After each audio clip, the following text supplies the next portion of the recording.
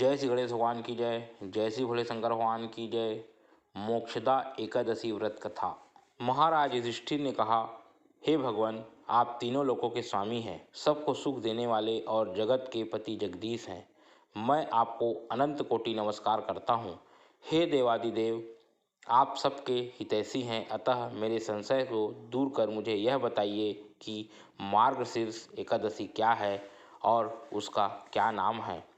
उस दिन किस देवी देवता का पूजन किया जाता है और उसकी क्या विधि है, कृपया मुझे बताएं। भक्तवत्सल भगवान श्री कृष्ण कहने लगे कि हे धर्मराज युधिष्ठिर, तुमने बड़ा ही अत्यंत उत्तम प्रश्न किया है। इस कथा को सुनने से तुम्हारा यह संसार में फैलेगा।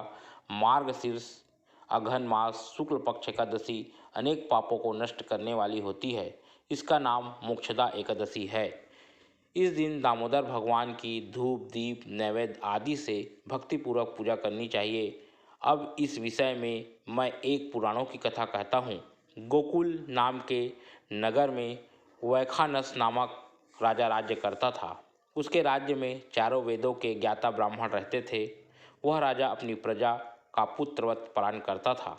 एक बार रात्रि में राजा ने एक स्वप्न देखा कि उसके पिता नरक में हैं। तब उसे बड़ा ही आश्चर्य हुआ। प्रातःकाल ज्ञानी ब्राह्मणों के पास गया और अपना स्वप्न सुनाया।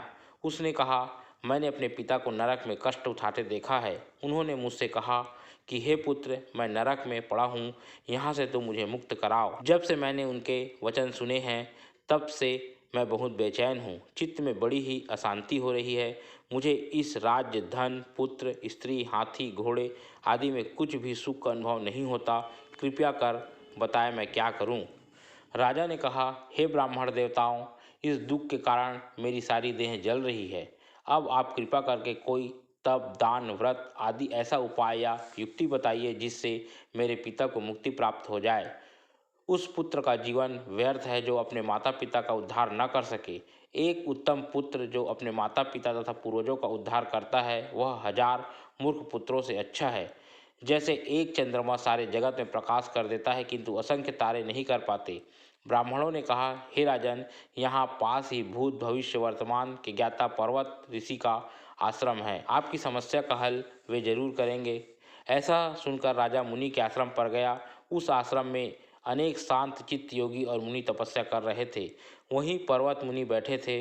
राजा ने मुनि को साष्टांग दंडवत प्रणाम किया।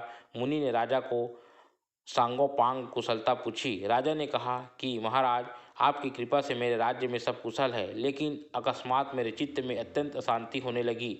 ऐसा सुनकर पर्वत मुनि ने आंखें बंद की और भूतकाल विचारने लगे।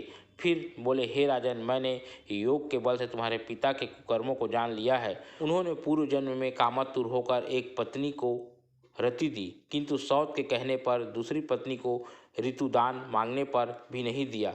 उसी पाप कर्म के कारण तुम्हारे पिता को नरक जाना पड़ा। तब राजा ने कहा, इसका कोई उपाय बताइए।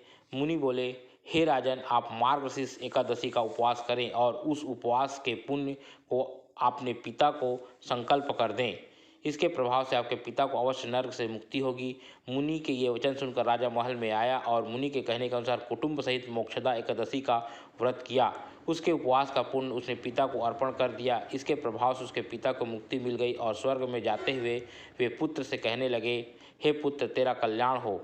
यह कहकर स्वर्ग चले गए।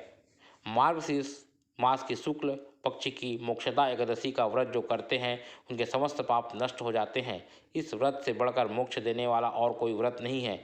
इस कथा को पढ़ने या सुनने से वायपेय यज्ञ का फल मिलता है। यह व्रत मोक्ष देने वाला तथा चिंतामणि के समान सब कामनाएं पूर्ण करने वाला है। बोलो विष्णु भगवान की जय।